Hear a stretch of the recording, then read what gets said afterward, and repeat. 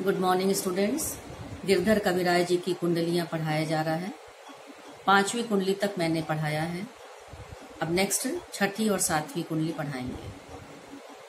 तो इस 6ठी कुंडली में कवि ने बुद्धिमान लोगों के व्यवहार पर प्रकाश डाला है। दान की महिमा तो सर्वविदित है, इसलिए उन्होंने लोगों को धन दान देने की सलाह दी है और यह भी बताया है कि प्राणों की चिंता किए बिना हमें परोपकार करना चाहिए। क्लियर। और इसके अलावा इस कुंडली के माध्यम से उन्होंने यह भी समझाया है कि हमें अच्छे कार्य करते हुए अपना सम्मान बनाए रखना चाहिए। क्लियर हो गया होगा।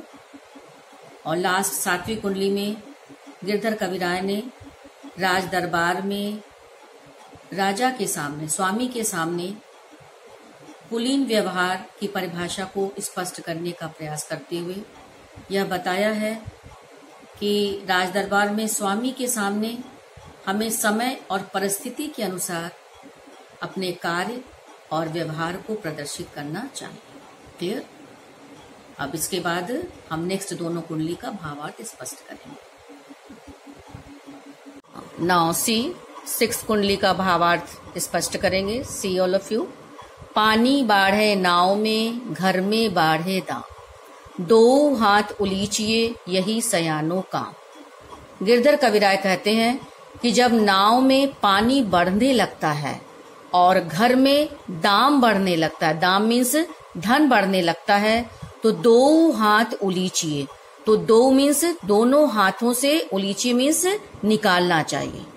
क्या निकालना चाहिए? कहने का तात्पर्य है कि जब नाव में पानी आ जाए, पानी बढ़ने लगे, तब नाव को डूबने से बचाने के लिए अपने दोनों हाथों से नाव के अंदर के पानी को हमें निकालना चाहिए। और अगर घर में धन बढ़ने लगे तो हमें उसे भी खुलकर परोपकार के लिए खर्च करना चाहिए।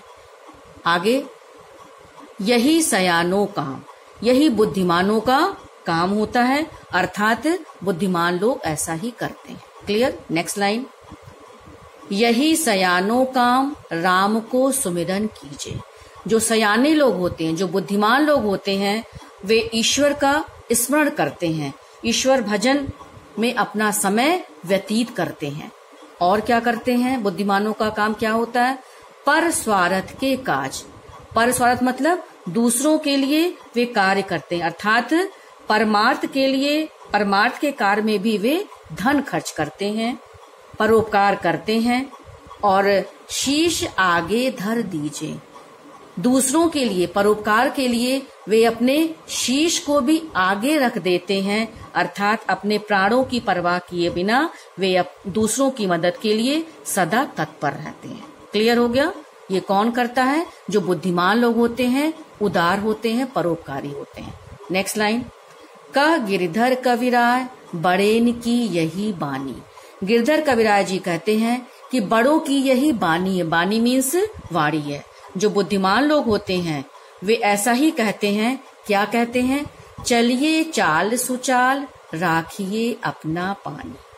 अर्थात जो बुद्धिमान होते हैं वे हमेशा सुचाल चलते हैं, अर्थात वे हमेशा सबके साथ अच्छा व्यवहार करते हैं, दूसरों की मदद करते हैं, दूसरों की सहायता करते हैं, परोपकार करते हैं। और ऐसा करने से राखिए अपना पानी।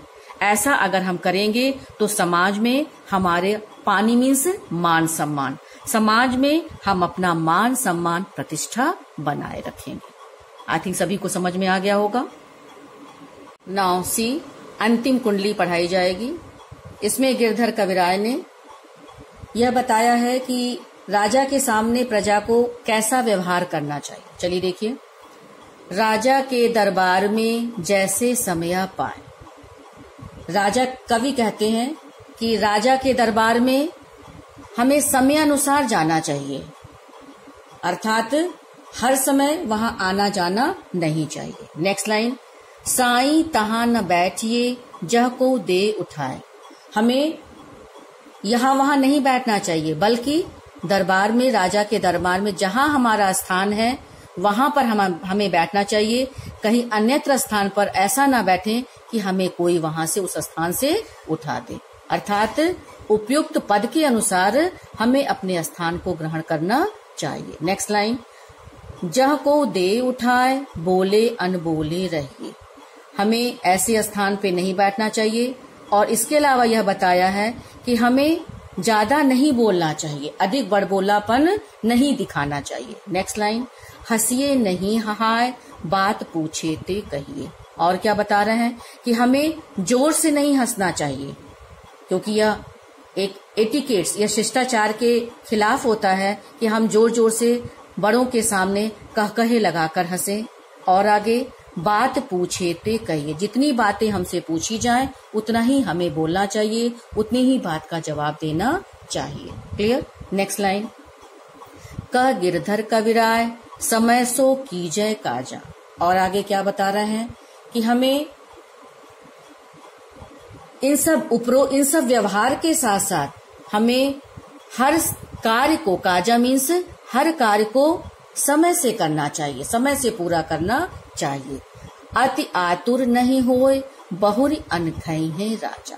अंतिम पंक्ति में गिरधर कविराय बताते हैं कि हमें अत्यंत आतुरता नहीं दिखाना चाहिए। आतुरता मीन्स बेचैनी, धैर्य नहीं खोना चाहिए, अधिक उत्सुकता नहीं दिखाना चाहिए। अर्थात धैर्य को धारण करते हुए हमें एक शालीनता पूर्वक व्यवहार दिखाना चाहिए।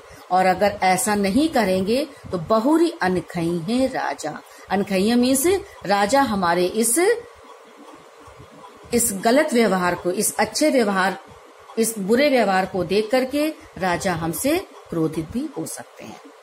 आई थिंक क्लियर हो गया होगा। इस प्रकार गिरधर कविराय ने अपनी कुंडलियों के माध्यम से नीतिपरक बातों को समझाने का प्रयास किया है। क्लियर।